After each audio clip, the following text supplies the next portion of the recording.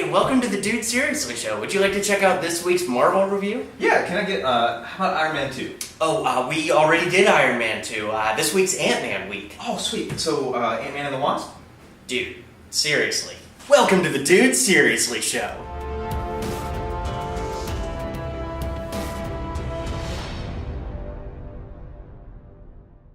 Dun dun dun dun dun dun dun dun dun dun dun. Hey, wait a minute. Where's Jonathan? I don't know. Whoa! Hey guys, what's going on? How'd you do that? Yeah. Oh, well, you know, it's just part of the power set. Yeah. Hey guys, welcome to the Dude Seriously Show. I'm Jonathan. Jared. Coach. Michael. If it isn't already apparent, today we're talking about Ant-Man. This is a film that I hold near and dear to my heart. I just love this movie. I love the character, I love the actors, I love the story behind the story of how the film came to be, and we're going to dig into all of that tonight. The history behind this movie, Edgar Wright was the original director, and as far as superhero films go, he was the guy behind Scott Pilgrim. Tonally, he would have been a great fit for Ant-Man. Mm-hmm. He was on the Ant-Man committee, if you will, for years and years, like early on in the MCU. In fact, Ant-Man was in talks to be the first MCU film before Iron Man. Wow. But they didn't think that it would be a big enough success at the time, so they went with somebody a little bit, safer. But even then, Iron Man was a gamble, as we talked about. Yeah. They went all these years, and Edgar Wright continued to develop the story, and then Joss Whedon wanted to put Ant-Man and the Wasp in the first Avengers movie. But they felt like it was going to get too crowded, and that Ant-Man and the Wasp wouldn't get a good enough, intro to the universe, so they scrapped that. So we hear, we don't know the official story, because we couldn't be an ant on the wall. See what you did there. But Edgar Wright was so married to his script that he would not do the movie unless he got to have it his way. And his way had no connections to the Avengers, no cameos, no name drops, nothing. And at this point in the MCU, it would have felt like the equivalent of doing an X-Men movie, where sure, there's superheroes running around, but there's no relationship there. So Marvel basically said, well, you have to add in some things, and Edgar Wright said, yeah, that's not happening. So super close to film production going in, they lost the director and brought in Peyton Reed, who, was on like Yes Man and movies like that. So as far as the humor goes, similar, but maybe not as close genre experience speaking as Edgar Wright might have been. Edgar Wright helped lay a lot of the foundation for the movie, and so once he left, Peyton Reed came in with Paul Rudd, and the two of them actually worked to finish the script for the movie and to rewrite it. So I would love to know, if I could ask Paul Rudd a question, how invested in the MCU he was before this movie, because to write an MCU movie without being too invested would probably be difficult. All the lore at this point, it's not like you're writing a Phase I movie. So I would love to know how involved he was in the MCU before being asked to help finish the script. And how much involvement did Edgar Wright have afterwards? Because I know he's noted as an executive producer. That's only because they used a lot of his baseline ideas for the final. Once he was out, he was out. Yeah. But I think that the story structure had to stay somewhat similar. We talked about Justice League on the Dude Seriously Show at one point, and how there are certain scenes you can tell were Joss Whedon, and certain scenes you can tell were, from Zack Snyder. Yeah. And in this movie, I really don't think I could tell what's Edgar Wright and what's Peyton Reed. It flows pretty well. Yeah, it's not quite as literally black and white in that case it was. Yeah, my only question was, how would Hank Pym play into the whole story? Because that's who I grew up with, obviously, was Hank Pym, so now we have this Scott Lang character, and I didn't know exactly if I would embrace him or not, because in the comics, I wasn't a big fan of Scott Lang. So this really created a whole new persona for him, and I really enjoyed this particular version of it. I thought it was great. It was, a lot of great, visuals and even some sight gags like that. Yeah. And as fun as the movie is in tone, it plays with a lot of the physics and things like that. And that just adds into how fun the movie is. You and I talked about this in the very first episode of the Marvel series, that there's a lot of parallels to Iron Man here. Yeah. The tech suit, the jealous guy at the company, the family aspect, there's a lot of great parallels.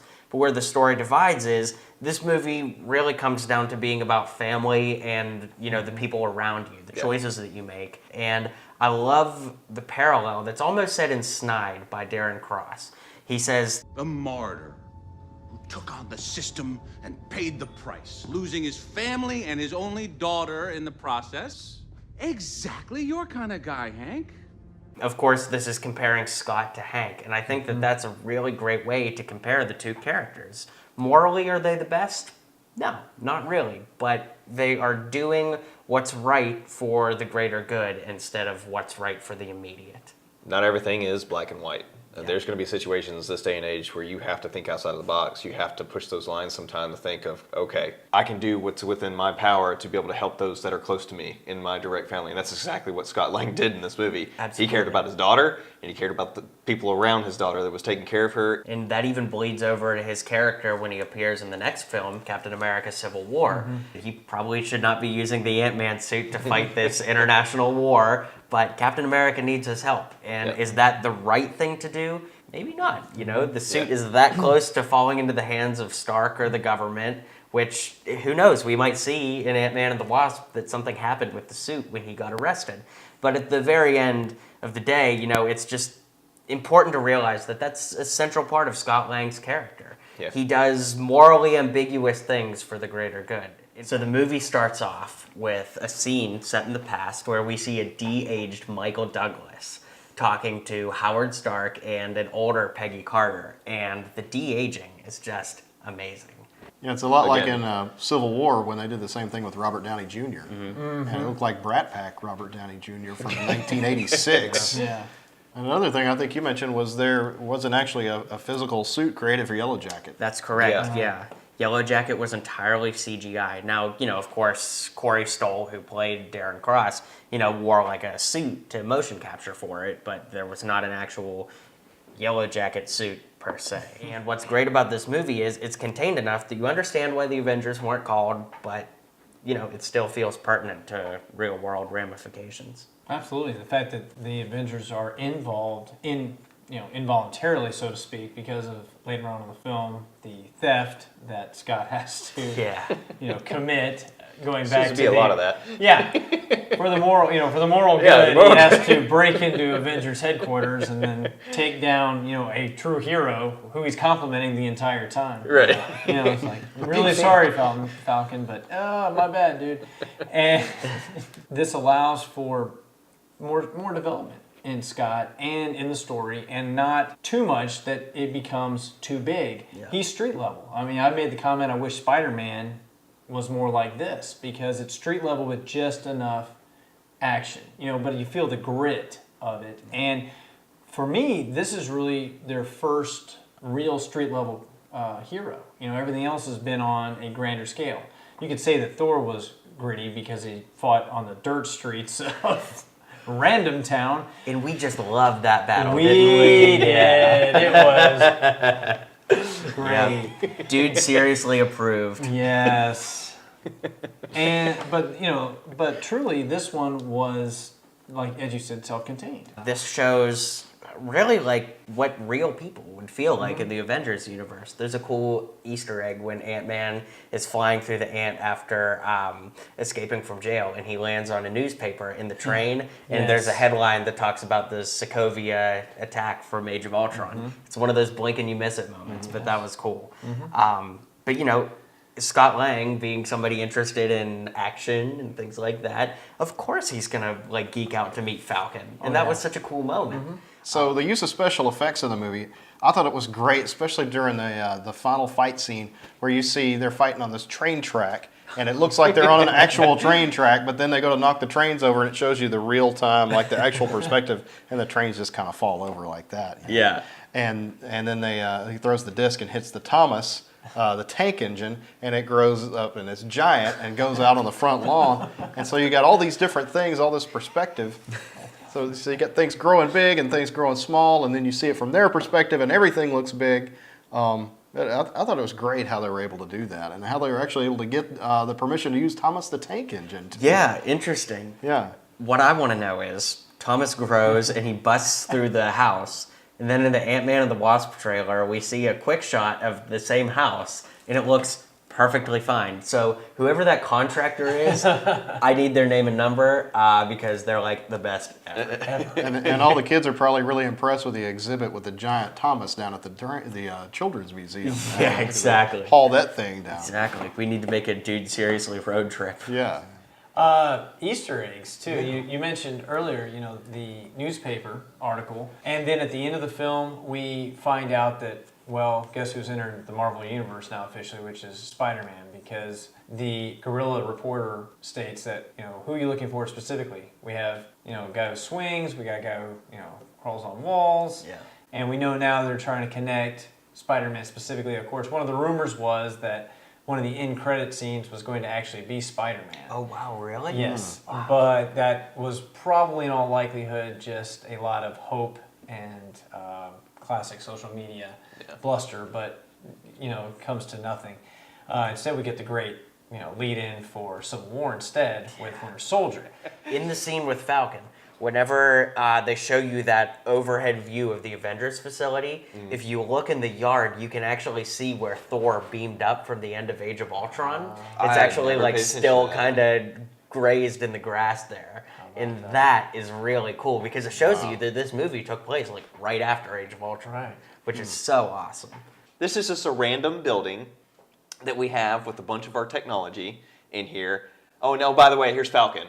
Yeah, we're just going to throw that in there for you. Yeah. So just because we can. I didn't expect to see anybody from the Avengers or anybody outside of the Ant-Man movie to make an appearance inside of the movie. So when as small of a role as Falcon has had appears and then stands on guard for that, I'm just like, what is going on? Like, what are you doing here? And it was just not so much blew my mind, but it was just super cool to see them actually be like, okay, well, here's a little taste of the universe that we've made so far. It was like something you would see in a comic book. Where Yeah, exactly, somebody yeah. shows up in somebody else's comic book for a couple of pages. Right. Yeah. Well, and it's not unlike Hawkeye showing up in Thor. Yeah, right. Yeah, very similar. Exactly. And just You don't allow expect him that. No. Another great storytelling device they use in this movie is the character of Luis, who is Scott Lang's best friend. And when he starts telling this story, all of a sudden you start seeing the story.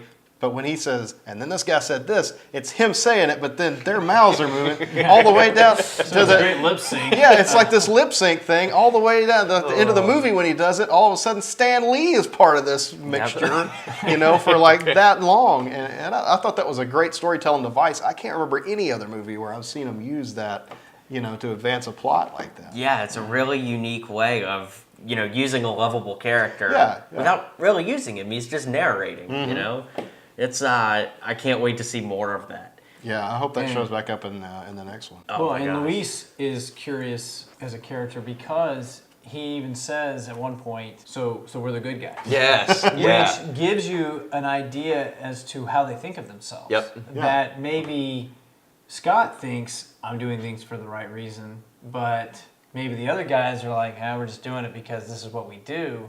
But it's always unique to me when people have a self-revelation that they're the bad guys or the good guys, Because many of us, we just go through our daily life and we do things and we don't contemplate necessarily good or evil within the confines of it.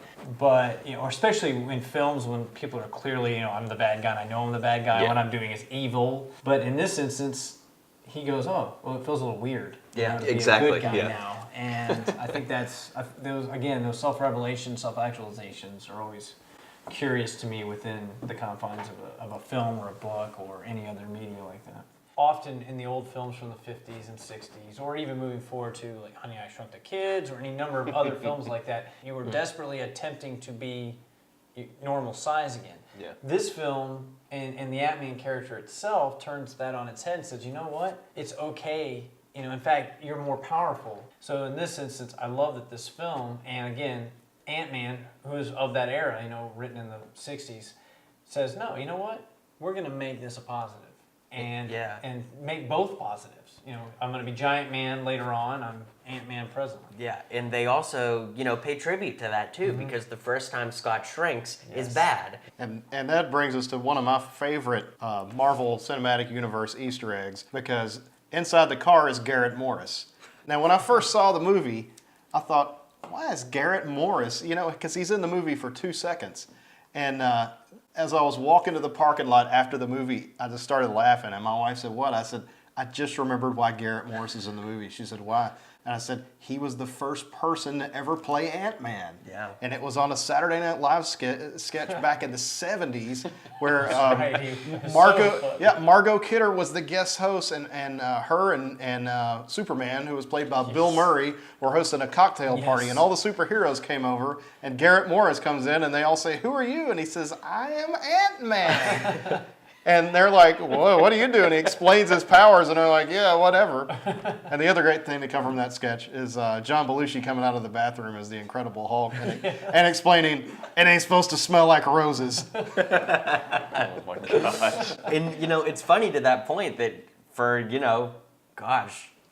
30-odd years, right? Yeah, Maybe nobody even else longer. had been Ant-Man. Yeah, nobody had been Ant-Man, but he also was kind of like a joke of a character. Yeah. But if you think about his skill set, there's a comic floating around the internet as of late of how the Avengers are going to stop Thanos. And it's Ant-Man standing in Thanos' ear canal and going, all right, here we go. And growing back to full size. And, it's funny, you laugh, but Ant-Man could take down anybody. Yeah. That's like something out of Mortal Kombat or something. Exactly, yeah. Well, to that point, too, there's a comic where the Punisher gets his hands on the Ant-Man suit. And there's this, gang, something or other going on, goons, whatever. The one guy goes, I feel something in my mouth. And all of a sudden, the Punisher grows to full size with machine guns and blows this guy's head out from inside his mouth. And he stands there in full, size with the dorky-looking Ant-Man helmet on. And there's blood dripping all over him, and he's got 2 big machine guns, and it's just Frank Castle's look in this ridiculous costume. How about Hope? Yeah. Evangeline Lilly, man. She has a traditional Wasp page boy kind of haircut in this one. Yeah, which she's lost for Ant-Man. She's lost for Ant-Man and Wasp, that's right. But, she's a great character, Evangeline Lilly, man. I mean, everything she's in is just Lost. top notch. Yeah. Yeah, She's in Lost. freckles. Yeah. Yep. So Scott and Cassie, his daughter, have a really great relationship, and all that works out well. But there's this scene where she's having her birthday party, and Scott comes by and hands her this demented bunny toy, which, fun fact, was voiced by Tom Kenny, who is the voice of SpongeBob. SpongeBob SquarePants. Yeah, among many others. But just a little fun tidbit. But I've noticed this the second or third time I watch the movie, and every time I watch it, it sticks out like a sore thumb. So Scott gives the toy to Cassie, and she says, "Can I open it?" And Paxton looks down at her and says, Of course, sweetheart. It's your birthday. so she opens it, she looks at it, we hear SpongeBob's voice, blah, blah, blah. Well, she goes, "It's so ugly, I love it. Can I show my friends?" And then Paxton looks down and says, Of course, sweetheart. Go ahead. they used the same line. Yes. It's not the same exact line, but they probably had, Paxton say the line several times, and then in editing, they ended up just using the same line instead of what was actually there. So it's I know we all kind of linguistically say the same things over and over. Right. It's just the way we talk, but he goes, Of course, sweetheart. It's your birthday. and then a couple of seconds later, Of course, sweetheart. Go ahead. it's Go ahead. in the camera angle is the same, so it was from the same take. They were just take that again. And then in editing, they must have forgot, or the notes got scrambled. I bet they had an intern that had a stack of papers with everything, and the intern tripped. And, oh my God! Just put them together, and then that's what happened. Yeah. Or the intern is taking a leak, and the SD card falls out. Oh my God! Oh my God! Breeze of wind just blows some out of it. Yeah, exactly. Exactly. They're just rubbing it in with Scott. It's sweetheart, you're my kid. True, I mean, keep there's taking that just gonna aspect, keep too. jabbing you about this. Scott. Maybe the editors love that. Yeah. The thing for me is, though, it's it's okay with me if he says sweetheart twice. It's that it's the same shot, Oh, same absolutely. lighting, No, I same agree. angle, all I of agree. that. Those- So with that, we're going to go ahead and bring tonight's episode to a close. Ant-Man was a fun film. It's foundational for the characters and the characters who surround Ant-Man. And I don't know. This is a favorite of mine, so 2 thumbs up from me. Didn't work that time. I guess we needed the Pym particles. In any case, thank you guys so much for tuning in this week. Be sure to come back next week for Captain America Civil War. We've got some special treats lined up for you guys, so be sure to stick around. Dude, seriously, we'll see you next week. There's going to be a lot of size jokes tonight, I'm sure. That's what she said.